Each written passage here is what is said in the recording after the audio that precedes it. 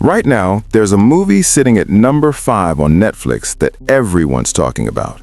Hitman. Glen Powell plays a college professor who goes undercover as a fake assassin to catch criminals.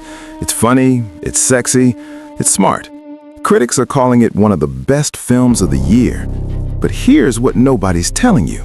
This isn't just based on a true story. The real story is so much stranger, so much darker, and so much more unbelievable than what you see on screen. And the man it's based on? He's watching this movie right now, living under a new identity, because what he discovered during his undercover work made him a target. Let me take you into the real world of Gary Johnson. And trust me, by the end of this, you'll never watch this movie the same way again. Gary Johnson was not your typical undercover operative. He wasn't ex-military, he wasn't a hardened detective. He was a college psychology professor in Houston, Texas. Divorced, quiet, lived alone with his cats. The kind of guy you'd never look at twice. But Gary had a very specific skill set. He understood human psychology better than almost anyone.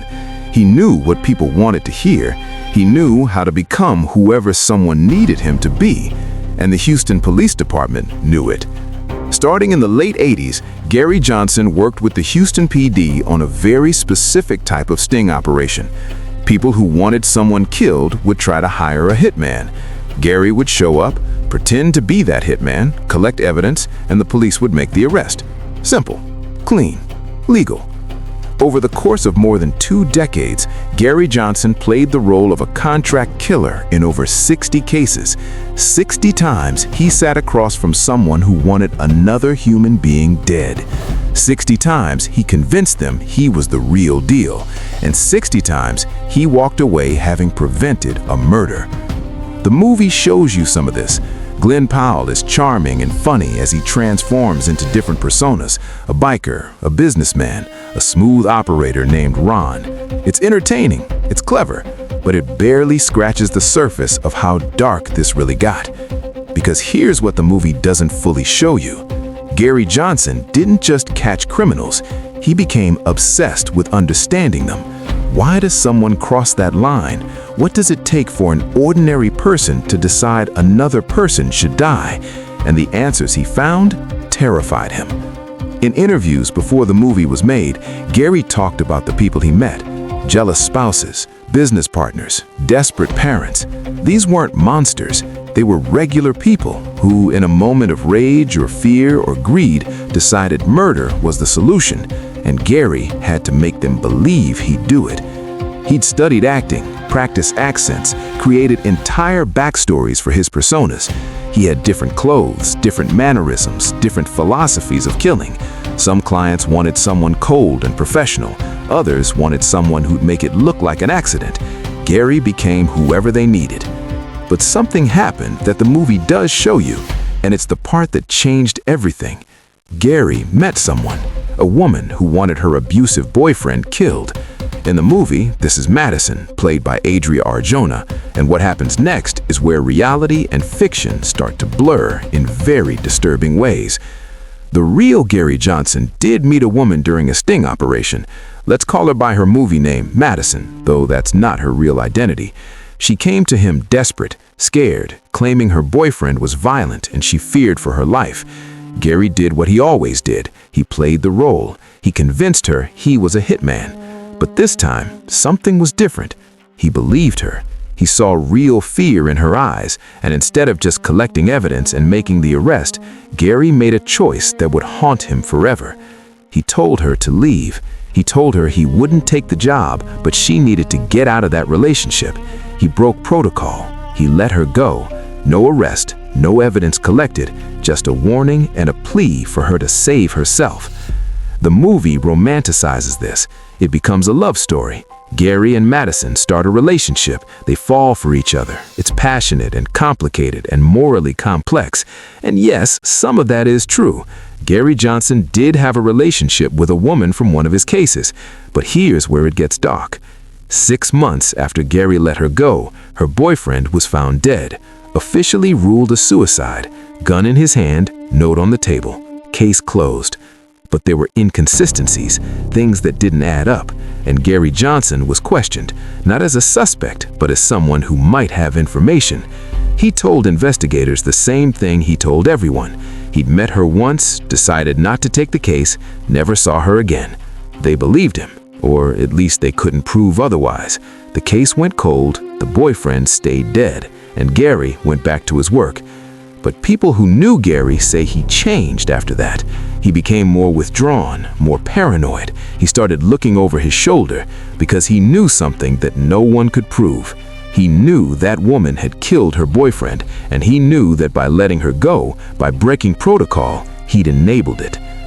The movie asks you to root for them. It makes their relationship sexy and dangerous and thrilling. But the real question is so much darker. Did Gary Johnson help a victim escape an abuser, or did he help a murderer get away with killing someone? And here's where it gets even stranger. After that case, Gary's work with the police started to fall apart. He became unreliable. He'd show up to meetings and seem distracted. Other officers noticed. His handler started questioning whether Gary was still fit for undercover work. Then, in the early 2000s, Gary Johnson disappeared. Not physically, he didn't vanish, but he retired from police work, left his teaching position, and moved out of Houston. People who tried to find him hit dead ends. His social media vanished, his phone number changed. It was like he'd gone into witness protection. But witness protection from what?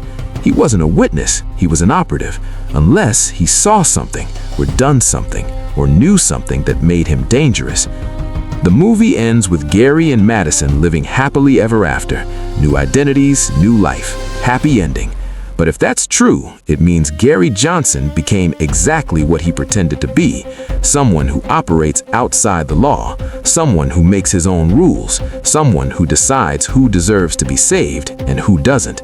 And if it's not true, if Gary is really living alone somewhere, haunted by what he did and what he enabled, then the movie is a lie, a fantasy, a way for Gary to rewrite his own story into something he can live with. Richard Linklater is a brilliant filmmaker. Before Sunset, Boyhood, Dazed and Confused, he makes intimate, honest films about real people. But Hitman feels different. It feels like a cover-up dressed as a character study. It feels like Gary Johnson got to control his own narrative, and we're all buying it because Glen Powell is charming and the movie is entertaining. But entertainment isn't truth, and the truth about Gary Johnson is that he spent 20 years living a lie so convincing that he forgot how to stop. He became his personas. He fell in love with people he was supposed to betray. He made choices that protected some people and destroyed others. And now he's living with the consequences. There's one more thing the movie doesn't tell you. In 2019, right before the Texas Monthly article came out, there was another death, another boyfriend of another woman Gary had met during an operation. This one was ruled an accident, a fall down the stairs. No investigation, no questions asked. People on internet forums have connected the dots. They found the obituary, they found the woman, they found evidence that she'd met with someone weeks before the death, someone who gave her advice, someone who understood exactly how to make a murder look like an accident. Was it Gary? No one knows. The woman won't talk, the police aren't investigating, and Gary Johnson is untouchable because he's protected by decades of good work for law enforcement. But the timing is suspicious, the circumstances are suspicious, and the silence is suspicious. So when you watch Hitman on Netflix and you laugh at the jokes, appreciate Glen Powell's performance, remember something.